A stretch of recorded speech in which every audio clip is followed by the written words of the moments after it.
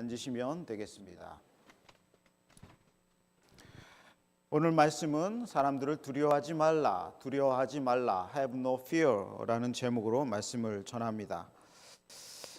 예수님을 잘 믿어보겠다고 생각을 하면 생각보다 쉽지 않다는 것을 알게 되죠. 예수님의 제자가 되고 일꾼이 되는 것은 그렇게 녹록지 않는 일입니다. 많은 시간을 투자해야 되고 에너지를 투자해야 되고 또 내 재물을 투자해야 되고 그리고 지난주에 말씀드린 것처럼 갖가지 어려움과 핍박을 예상을 해야 되죠. 그런데 신앙생활을 해보면 그래서 구경꾼이 더 편할 때가 있습니다. 구경꾼이 있죠. 마을에 가면 그 열심히 일하는 사람이 있고 열심히 지나가다가 구경하는 사람이 있죠. 구경꾼이 많습니다. 교회 안에 보면 구경꾼들이 참 많아요. 큰 교회들이 더 많고 작은 교회라고 예외는 아닙니다. 그 중에는 멀찍이 쳐다보면서 무엇 하나 이렇게 볼 때가 있죠. 그런데 확실한 것은 구경꾼들에게는 아무런 상급이 없다는 사실입니다. 구경꾼들에게는 베네핏이 없어요.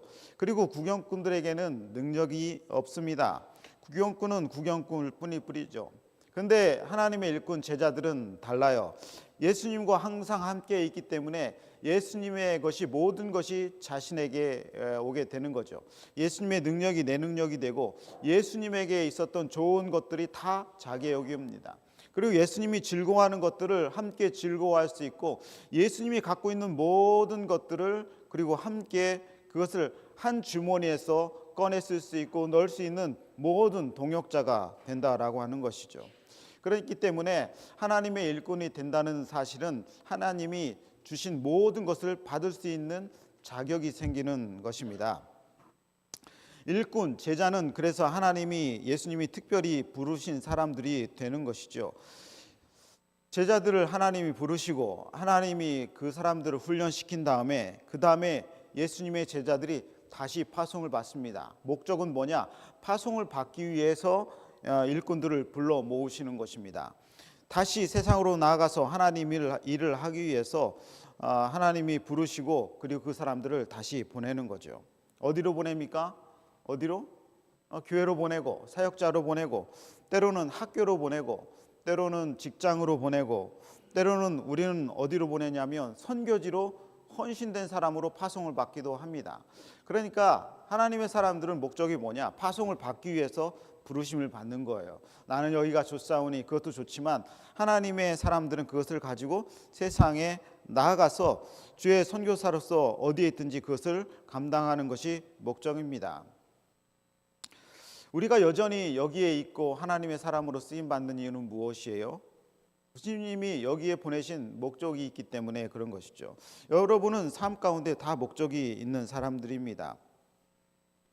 특별히 오늘 말씀을 보면 하나님의 일꾼들, 하나님의 사람들은 예수님 말씀에 귀를 많이 기울여야 돼요. 예수님이 무슨 말씀을 하시나. 왜냐하면 예수님이 하시는 동역의 일을 그대로 하는 사람이기 때문에 그렇습니다. 예수님의 일꾼들에게 오늘 하시는 말씀을 첫 번째를 뭐냐면 사람들을 두려워하지 말라, 그런 말씀입니다. 하나님의 일을 하는 사람들은 사람들을 두려워하지 말아야 돼요. 여러분, 사람들은요 두려워할 존재가 아니라는 사실을 머리에 잘 기억을 하시기 바랍니다. 따라합시다. 사람들은 두려워할 존재가 아니다. 여러분들은 무엇이 무섭습니까? 뭐가 무서워요? 우리 아이들 뭐가 무서워요? 벽장 속에서 나오는 귀신? 이런 것들이 무섭죠. 할로윈이 되면은 막 온 동네에 다 귀신이 깔려 있어서 섬뜩섬뜩합니다. 근데 조금 재밌게 해서 좀 즐거운 시간이 되기도 하는데 미국 사람들을 보니까 이 총을 무서워하더라고. 총. 이게 손에서 이렇게 주머니에서 이렇게만 해도 사람들이 다 도망갑니다. 한국에서는 볼 일이 없는데 또 미국 사람들을 보니까 이 세무서를 무서워하더라고. 세무서. 작정하고 예전에는 다 총을 가지고 세무관들이 도둑놈들을 잡아다녔기 때문에 이 세무서를 무서워하고 그다음에 폴리스를 무서워하더라고 미국 사람들은. 그래서 폴리스만 오면 막 움츠러들고. 근데 폴리스를 무서워하는 사람은 딱 한 사람밖에 없어요. 누구예요? 범죄자만 무섭습니다. 그래서 여전히 저는 이제 정속주행하고 또 목회자로서 또 바른 생활하기 때문에 폴리스가 두렵진 않아요. 저를 잡으러 올 일은 없기 때문에 그렇죠. 그런데 사람들은 이런 것들을 많이 두려워합니다. 사실은 우리가 바른 생활을 하면 하나도 두려울 일이 없는 것들이죠. 성경의 제자들을 보면은 그리스도인들 훌륭한 사람들을 보면 특징이 사람들을 두려워하지 않습니다. 정말로 그래요. 예수님도 유대 총독과 대제사장 앞에 끌려가서 신문을 받는데도 전혀 두려워하지 않아요. 스데반 집사님도 유대인들 앞에서 곤욕을 당해서 결국은 죽기까지 했지만 그 유대인들이 그렇게 많이 서 있고 돌을 들고 서서 치려고 준비하고 있어도 눈 하나 깜짝하지 않습니다. 스데반 집사님이시잖아요. 집사님들 다 두려움 없기를 주님의 이름으로 축원합니다. 스데반 집사님도 하나도 두려워하지 않았어. 그러니까 믿음이 좋은 사람들은, 예수님의 제자들은 사람을 두려워하지 않아요.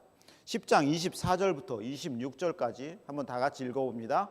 제자가 그 선생보다 또는 종이 그 상전보다 높지 못하나니 제자가 그 선생 같고 종이 그 상전 같으면 족하도다. 집주인을 바알세불이라 하였거든 하물며 그 집 사람들이랴. 그런즉 그들을 두려워하지 말라. 바알세불의 사단이고 사단이 부리는 수하들 아무것도 두려워할 필요가 없어. 바알세불 그거 그 수준밖에 안 되는 거야. 나는 예수님이잖아. 그런 말씀을 하시는 것이죠. 성경을 보면 예수님이 제일 많이 한 말씀이 뭐냐면 두려워하지 말라는 거예요. 예수님은 모든 사람들 앞에서 두려워하지 말라고 얘기해요. 어떤 혈우병을 앓았던 몇 주 전에 설교했던 그 혈우병 여인이 와가지고 예수님이 옷자락을 만졌을 때 하신 말씀이 따라 두려워하지 말라. 그걸 먼저 얘기를 하셨어요. 무리를 예수님이 걸어올 때에 제자들이 뱃속에서 보니까 예수님이 걸어오거든요. 그런데 예수님인 줄 모르고 유령이다 하니까 예수님이 뭐라고 해요? 얘들아 내니 두려워하지 말라. 유령처럼 보여도 두려워하지 말라 그래요. 그러니까 사람들 마음속에 뭐가 제일 많이 있냐면 두려움이 많은 거예요. 두려움. 뭐든지 하려면 두려움이 많아. 구약에도 그래요. 가나안 땅을 점령하러 이스라엘 백성들이 여호수아의 깃발을 들고 나를 따라하는데 사람이 200만 명이 다 두려운 마음이 있으니까 하나님이 뭐라고 얘기하냐면 가나안 땅을 점령하는 백성들에게 그들을 두려워하지 말라 그렇게 얘기를 해요.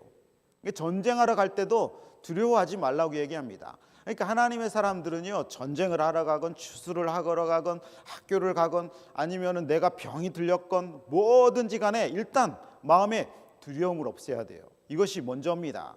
하나님이 우리에게 두려움을 주지 않는 것이죠. 우리에게 어떤 것이 가장 큰 적이냐? 무슨 일을 할 때에 두려움이 가장 큰 적이에요.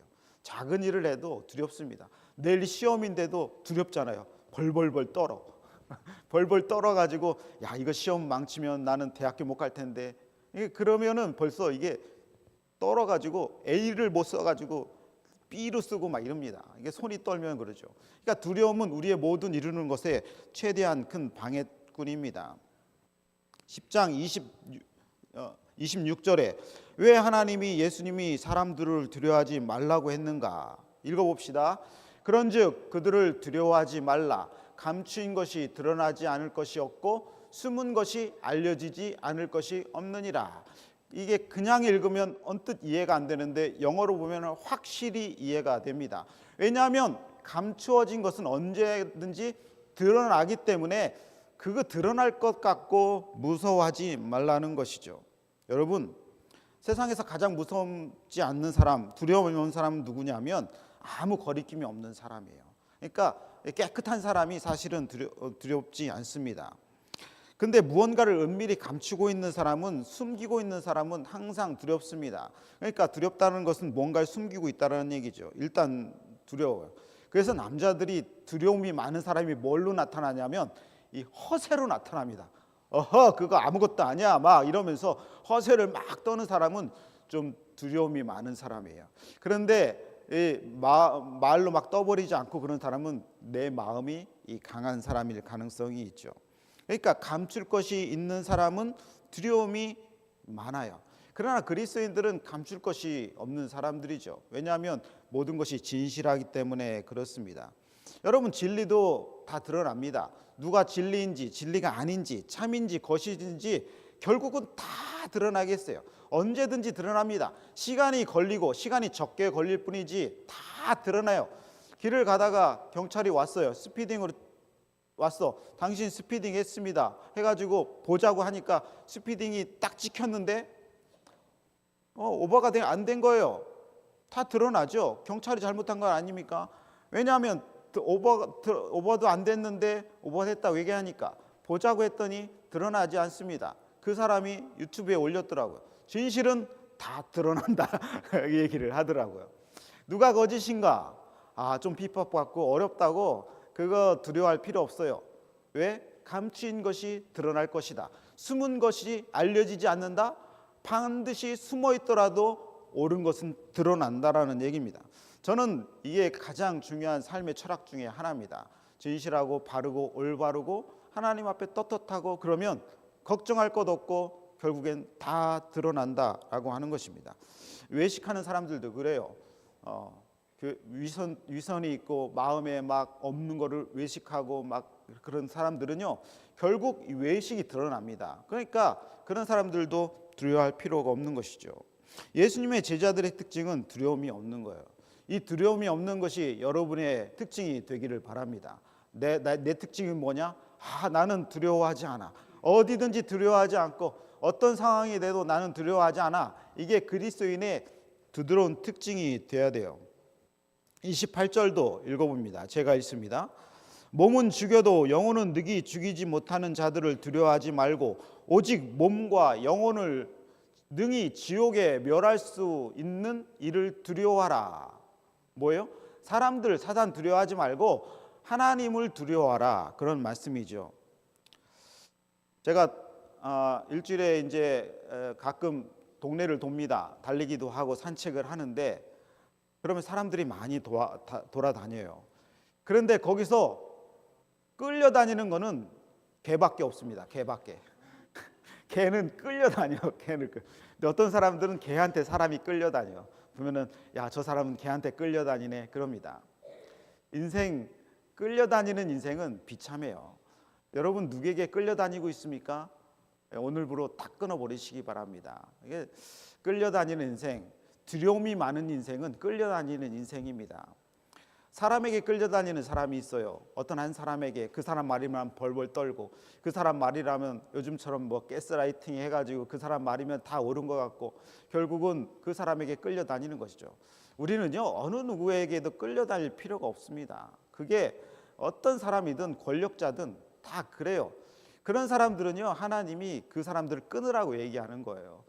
몸과 영혼은 능히 죽이지 못하는 자들을 두려워하지 말고 끌려다니지 말라는 거예요. 사람 인생은 끌려다니면 그냥 개처럼 비참한 인생이 될 수밖에 없어요. 어떤 사람은 돈에 끌려다닙니다. 돈이 최고인 거, 돈이 중요한 거 알죠. 그러나 돈에 끌려다니는 사람은요 인생이 비참합니다. 돈이면 벌벌 떨어. 돈이면 뭐 어디든지 가고, 돈이면 무슨 짓든지 하고, 돈이면 마음이 갑자기 흔들리고, 돈이면 친구도 배신하고, 가족도 배신하고, 아내도 배신하고, 돈 때문에 아내를 버리고, 돈 때문에 남편 버리고, 돈 때문에 애들 버리고, 인생 비참해지는 것 아니겠습니까? 권력도 마찬가지예요. 뉴스 보면은 권력에 끌려다니는 사람이 있습니다. 권력 때문에 그거 잡으려고 자기의 모든 영혼을 다 팔아.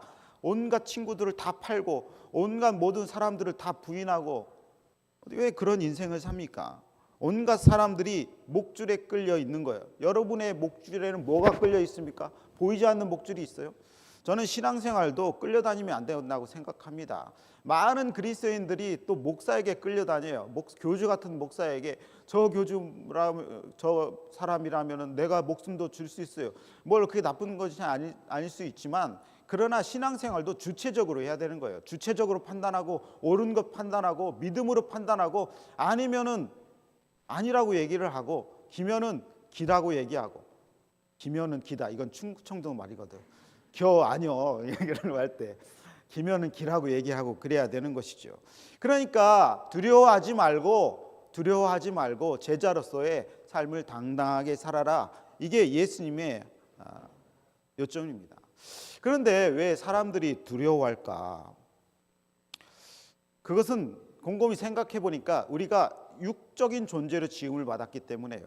물론 죄 때문에 그렇기도 하지만 육적인 존재이기 때문에 그래요. 때리면 아프죠. 저에게 누가 때리면 아픕니다. 저도 아파요. 막 누가 뭐라고 하면은 마음이 상하고 아픕니다. 이게 상처받지 않기 위해서 사람들을 두려워하고 비유 맞추고 그런 건 아닙니까? 그리고 잃어버릴 것이 많죠. 우리 잃어버릴 것이 많이 있습니다. 그러니까 내가 있는 것을 뺏길까 두려운 거예요. 궁극적으로 내 가족을 뺏길까, 내 영혼을 뺏길까, 내가 갖고 있는 것을 뺏길까, 그런 것을 두려워하는 것입니다. 그래서 성경은 뭐라고 얘기해요? 몸은 죽여도. 이 몸을 죽이는 것을 두려워하는 거예요. 다른 사람이 나를 해코지 하는 것에 대해서 두려워합니다. 그런데 그것을 두려워하지 말라고 얘기를 하는 것입니다. 제가 1998년도에 침례교 큰 대회가 있었습니다. 27살 때에 이제 어떤 큰 대회 디렉터 역할을 했는데, 그때 영상 전체를 제가 담당을 했어요. 그래서 전국 송출을 하고 막 이런 일을 그때 감당을 했었습니다. 그런데 이 행사를 위해서 제가 누구를 만나러 갔냐면 목사님들과 함께 국무총리를 만나러 갔어요. 국무총리. 그때 국무총리가 누구였냐면 김종필 씨였습니다. 근데 국무총리 이제 광화문에 있는 김종필 씨 국무총리 그 실을 딱 들어갔는데 엄청 넓어요. 막 이 본당보다 더 커. 거기에 있는데 이렇게 사람들이 있어요. 근데 들어가자마자 목사님들이, 저랑 같이 간 목사님들이 벽에 이렇게 슬금슬금 서서 벽에 이렇게 서 있는 거예요. 목사님.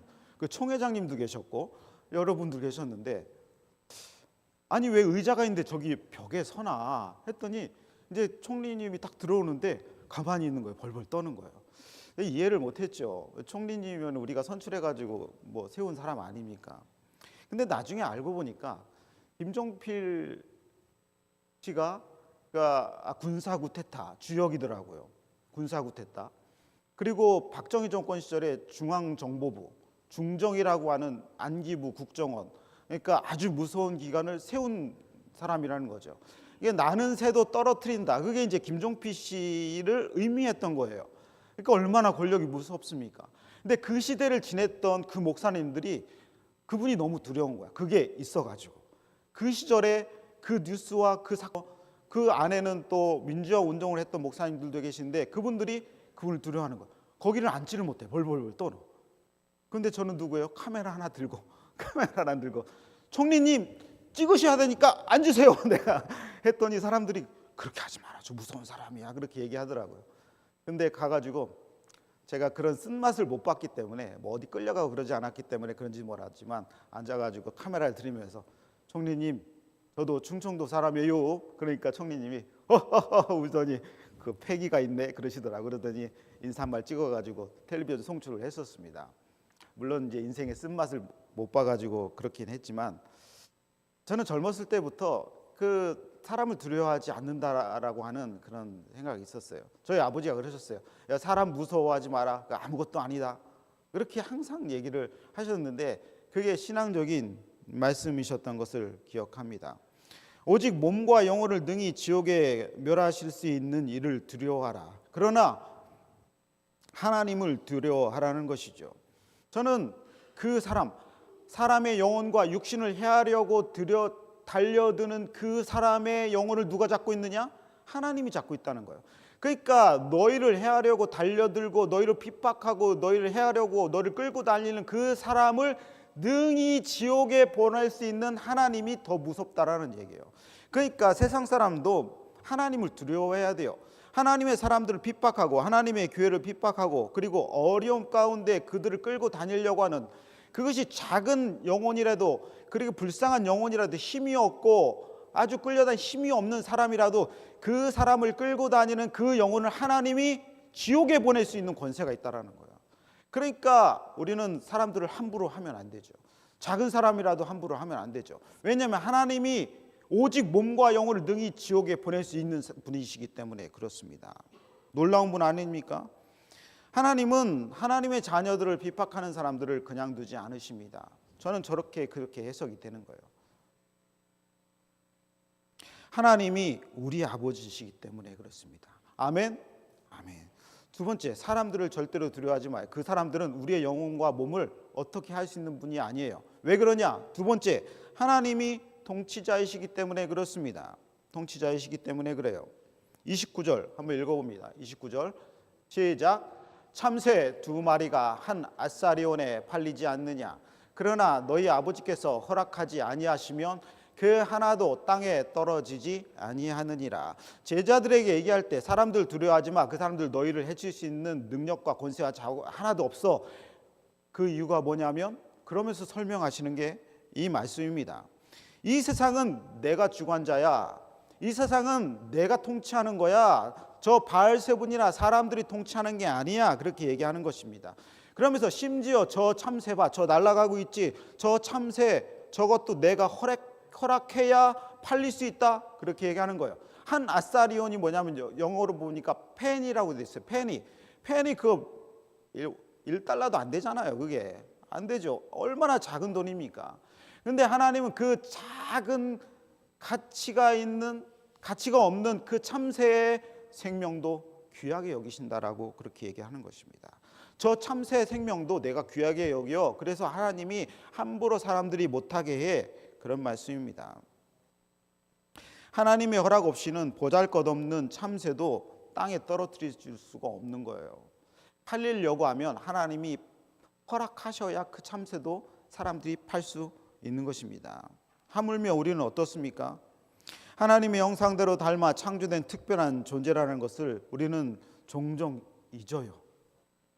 하나님의 특별히 선택받은 존재여서 이 자리에 하나님의 제자로 일꾼으로 앉아있다는 것을 종종 잊습니다.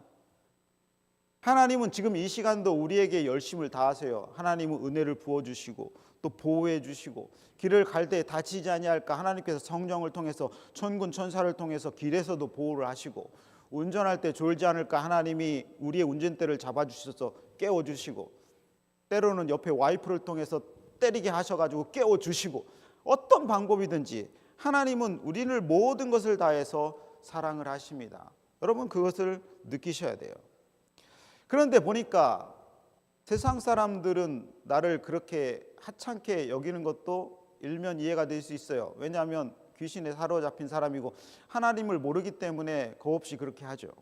그런데 생각보다 내가 나를 하찮게 여기는 경우가 참 많이 있습니다. 내가 그리스도인임에도 불구하고 내가 나를 볼 때 나를 하찮게 여기는 것이에요. 내 생명, 내 육신, 이 모든 것이 하나님께는 존귀한 존재라는 것을 잃어버립니다. 그러니까 저 참새도 존귀한 존재다. 그런데 내가 불러서 파송한 너희들은 얼마나 존귀한 존재냐. 그렇게 얘기하고 있다라는 것이죠. 이해를 못하니까 하나님이 한 말씀을 더 하십니다. 마태복음 6장 26절. 제가 그 전에 읽었던 그 설계했던 본문 중에 이런 말씀이 있습니다. 공중의 새를 보라. 심지도 않고 거두지도 않고 창고에 모아 들이지도 아니하되 너희 천부께서 기르시나니 너희는 이것들보다 귀하지 아니하냐. 마태복음 6절에 이 말씀을 한번 하고 지나가셨는데 제자들이 그걸 잘 이해를 못하니까 10절에서 한 번 더 그렇게 얘기를 하고 있는 것이죠. 제가 보니까 아이들은 걱정이 없어요. 아이들이 믿음이 좋습니다. 왜 아이들이 걱정이 없어요? 아버지 어머니가 옆에 있으면 아이들은 막 신나서 난리 뜁니다. 그런데 아이들은 엄마가 없으면 두려워서 떨죠. 그게 우리의 믿음이 아닌가 생각이 듭니다. 애들이 믿음이 더 좋은 경우가 있어요. 우리는 하나님을 옆에 두고도 실제로 잘 믿지 않습니다. 그래서 염려도 많고 두려움이 많은 거예요. 하나님이 있음에도 불구하고 염려하고 두려워하는 것을 우리는 스스로 볼 수 있어야 돼요. 내가 참새 한 마리도 귀하게 여기고 공중의 새도 귀하게 여기고 들풀도 귀하게 여기는데 오늘 찬양했죠. 꽃들도 귀하게 여기는데 하나님이 내 허락 없이 사람들이 너의 목숨을 해할 수 있는 줄 아느냐? 너희 삶을 해할 수 있는 줄 아느냐? 너희 가정을 내 허락 없이 해할 수 있다라는 것을 너희는 아느냐? 그런 것이죠. 하나님이 그것을 우리에게 말씀하시는 것입니다. 계속해서 얘기를 합니다. 심지어 하나님은 우리의 뭐까지 세신다고요? 머리털까지 세시는 분이시다. 그 다음 구절도 읽어보겠습니다. 함께요. 시작. 너희에게는 머리털까지 다 세신 바 되었나니. 놀라운 하나님 아닙니까? 제가 보니까 제 아이들을 제가 사랑해요. 제 아내도 사랑하고 제 아이들도 사랑하는데 제 아이들의 머리털 개수는 모르더라고요. 다 사랑하는데 우리 아이들의 머리털이 몇 개인지는 모르겠더라고요. 그런데 누가 아신다고요? 하나님은 아신다는 거예요. 니들은 그 아이 머리털 몇 개인지 모르지 않느냐. 근데 우리 성도들은 다 머리털이 많으시네요. 머리털 아주 복을 많이 받으셨네. 그러니까 하나님이 내가 너보다 네 아이들을 더 잘 안다 그렇게 얘기하시는 거예요. 네가 너를 아는 것보다 내가 너를 아는 게 더 많다 그렇게 얘기를 하시는 것입니다. 하나님이요 내 아이들을 나보다 더 잘 아세요. 그런데 우리는 사역을 하면서 그런 것들을 많이 걱정을 합니다. 내 가정을 걱정하고 내 아이들을 걱정하고 또 다른 사람들을 많이 걱정을 합니다. 그러나 하나님께 우리는 존귀한 존재이기 때문에 사역을 앞둔 제자들, 일꾼으로 세상을 파송한 제자들, 하나님의 일을 사역하러 선교지를 떠난 제자들에게 얘기를 하는 것이죠. 걱정 마라. 걱정 마라. 내 부모님 내가 머리부터 다 세신 바 되셨으니까 내가 지켜주마. 내 아이들 두고 그 선교지를 떠나는 부모님들에게도 얘기하죠. 유학을 보내는 부모님들에게도 얘기하고 그러는 것이죠. 마치 모세가 그 강가에 바구니에 뛰어서 들어갈 때에 모세의 어머니에게 하나님이 말씀하셨던 그 찬양과 비슷한 존재입니다. 비슷한 내용이죠. 하나님 사랑하는 사람들은요 너무 걱정하는 것은 불신앙입니다. 그것이 자녀든 사람이든 어떤 대상이든 그것을 불신앙으로 여겨야 되는 것이죠. 그래서 10장 31절에 하나님이 계속해서 말씀을 하십니다. 두려워하지 말라. 너희는 많은 참새보다 귀하니라. 얼마나 제자들이 벌벌 떨었으면 예수님이 두려워하지 말라고 또 얘기를 하고 참새보다 귀하다라고 얘기를 하고 있습니까? 야이로 해당장의 딸이 죽게 되자 예수님이 말씀하십니다. 딸의 죽음 앞에 서면 우리가 할 수 있는 일이 없죠. 그때 주님의 음성이 들려오죠. 야이로야 두려워하지 말고 믿기만 하라. 그 딸 앞에 죽음 앞에서 우리는 나약한 존재지만 예수님이 볼 때는 두려워하지 않는 그 야이로의 마음을 더 다독거려 주시는 하나님의 말씀을 보게 됩니다. 두려워 말고 믿기만 하라. 그리하면 딸이 구원을 얻으리라. 어려우면 하나님께 맡기시기 바랍니다. 그러면 하나님이 우리의 두려움을 가려가시고 그분의 모든 세심한 손길이 우리의 삶을 지켜주실 줄로 믿습니다. 세 번째, 이 두려워하지 말고 그리고 하나님은 통치하시는 하나님이신데 특별히 우리가 해야 될 것이 마지막 세 번째의 단락에 나옵니다. 사람들 앞에서 예수님을 시인하라는 거예요. 그것은 우리가 해야 되는 것입니다. 제자들이 나갈 때, 세상에 나갈 때 해야 되는 일이에요. 상황을 두려워해서는 결코 되는 일이 없어요. 예수님이 원하시는 것은 이것입니다. 예수님이 원하시는 것은 뭐예요? 두려움에 하는 사람들에게 네가 먼저 선제 공격을 하라는 거예요. 요즘 보니까 선제 공격 못하고 당하니까 이스라엘이 정말 크게 당하더라고요. 그리스도인들의 선제 공격은 폭력이 아닙니다. 그리스도인들의 선제 공격은 남을 비방하는 게 아니에요. 그리스도인의 선제 공격은 뭐냐? 예수님을 시인하는 것입니다. 10장 32절 읽어봅니다. 다 같이 읽어봅니다. 시작. 누구든지 사람 앞에서 나를 시인하면 나도 하늘에 계신 내 아버지 앞에서 그를 시인할 것이요.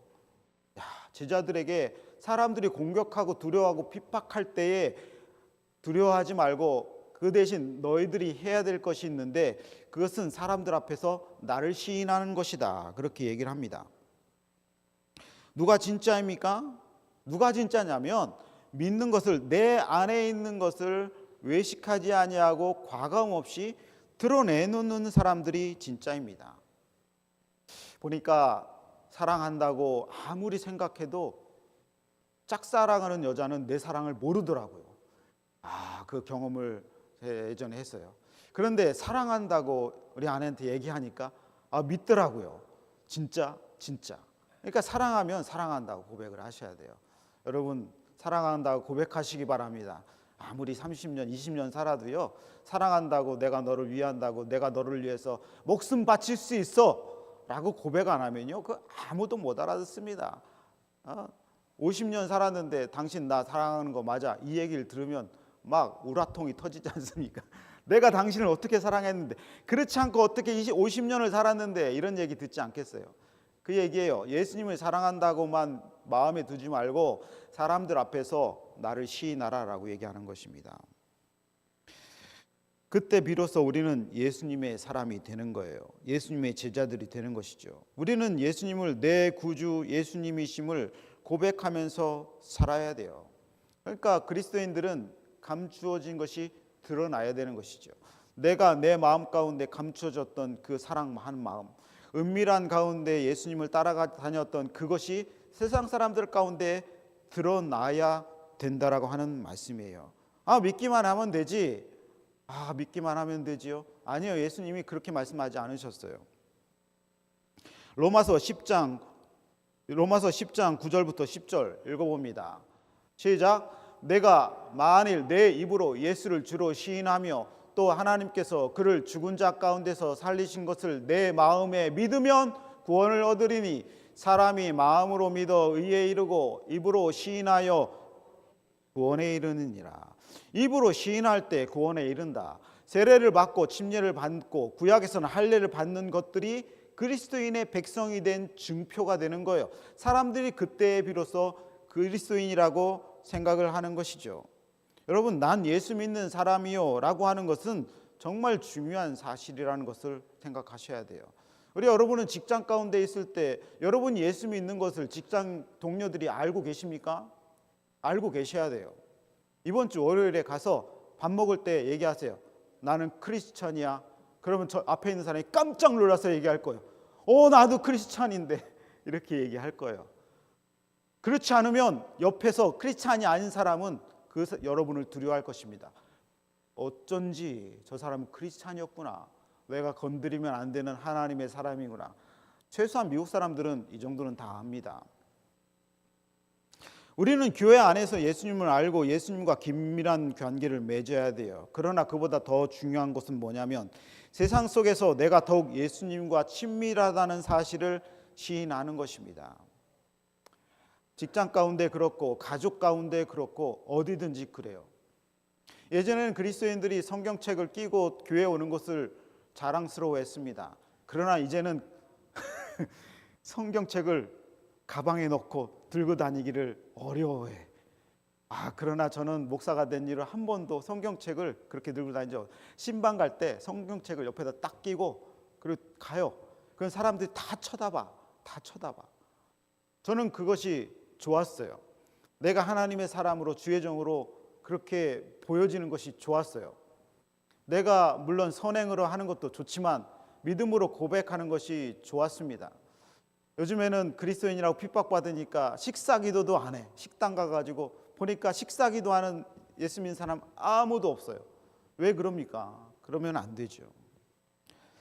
사람들이 예수 믿는 자들을 향하여 조롱하고 감옥에 가두고 경제적으로 어렵게 하고 여러 사역 가운데 제지를 당하고, 그래도 당당히 사람들 앞에서 예수님을 시인하라고 말씀하시는 것입니다. 조금 더 그들에게 굴하지 말고 예수 믿는 것을 드러내고 예수의 능력으로 나가야 되는 것이죠. 예전에 영화를 본 적이 있는데 그 중에 하나가 불의 전차라고 하는 영화가 있습니다. 불의 전차 보셨나요? 아주 훌륭한 영화입니다. 제8회 파리 올림픽 육상 경기의 실제 이야기인데 화면 보여주세요. 불의 전차, 영국 사람 이야기입니다. 주인공 이름이 뭐냐면 에릭 리델은 100m 경기 선수였는데, 이 선수가 100m 경기를 올림픽에 나갔는데 주일에 이 100m 경기가 잡힌 거예요. 싫어합니다. 이 사람이 고민을 했어요. 올림픽에 나간 선수가 주일에 뛰든 토요일에 뛰든 무슨 상관입니까? 아무 상관이 없죠. 그러나 이 사람은 마음에 딱 부딪히는 게 있었습니다. 그래서 나는 100m 선수지만 주일에 이것을 못 뛰겠다, 그렇게 얘기를 한 겁니다. 영국 난리 났습니다. 아니 너는 대표 선수인데 왜 뛰지 않느냐?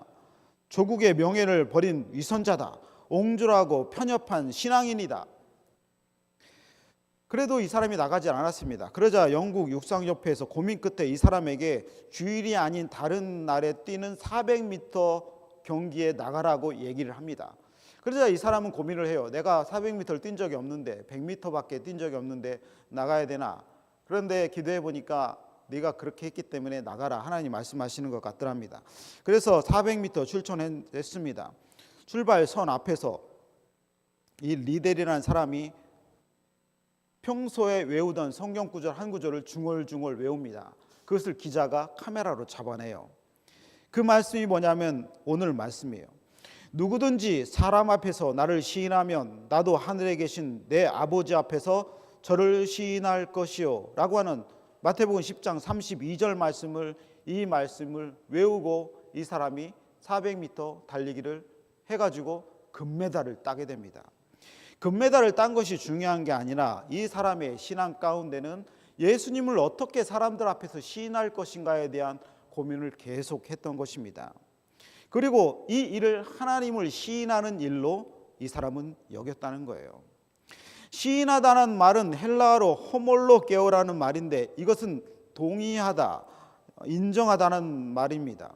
그리고 33절에 부인하다라는 말은 헬라어로 아르네오마이라고 하는데 이것은 뭐냐면 부끄러워하다, 창피하다라고 하는 헬라어 뜻입니다. 누구든지 사람 앞에서 나를 부인하면 나도 하늘에 계신 내 아버지 앞에서 그를 부인하리라. 누구든지 사람 앞에서 예수 믿는 것을 부끄러워하고 예수 이름을 부끄러워하고 드러내는 것을 창피하게 생각하고 감추고 싶으면 나도 너희를 부끄럽게 할 것이다. 예수님이 그렇게 얘기하시는 것이죠. 예수님이 나를 부끄럽게 여기실까요? 예수님이 안병국 목사를 부끄럽게 여기실까? 아니면 자랑스럽게 여기실까? 저는 100% 확신합니다. 하나님과 예수님이 저를 자랑스럽게 여기실 것이다. 안병국 목사를 자랑스럽게 여기실 것이다. 여기에 있는 비비안을 자랑스럽게 여기실 것이다. 아주 작은 아이지만 교회 뛰어오는 모습 보고 하나님은 부끄러워하지 아니하고 자랑스럽게 여기실 게다. 분명 그렇게 생각을 합니다. 세상 속에서 예수님을 모른다고 부인하는 사람은 예수님도 그 사람을 부끄럽게 여긴다는 것이에요. 그런데 예수님은 우리를 결코 부끄럽게 여기지 아니하는데 우리는 왜 세상 가운데 가서 어려움 가운데 처하고 핍박 가운데 처하고 그런 상황에 놓이면 예수님을 부끄러워하는가라는 것이죠. 이 말씀으로 하나님은 우리에게 경고를 하시는 것입니다. 말씀을 맺습니다. 여러분, 사람들을 결코 두려워하지 마세요. 그리고 결코 어느 곳에도 끌려다니지 마세요. 사람이든 돈이든 재물이든 어떤 사상이든 그냥 예수님과 동행하세요. 그리고 그 예수님이 나를 지켜주신다는 것을 믿으시고 담대히 나가시기 바랍니다. 그리고 제자들이 나가서 사역을 하고 무슨 일을 할 때에 당당하게 그 사람들 앞에서 예수님을 시인하세요. 그러면 하나님이 그를 기뻐할 것입니다. 그리고 여러분을 더 자랑스럽게 생각할 것입니다. 그리고 여러분 삶 가운데 더 큰 하나님의 일을 하도록 그렇게 인도할 것입니다. 이 말씀이 여러분에게 큰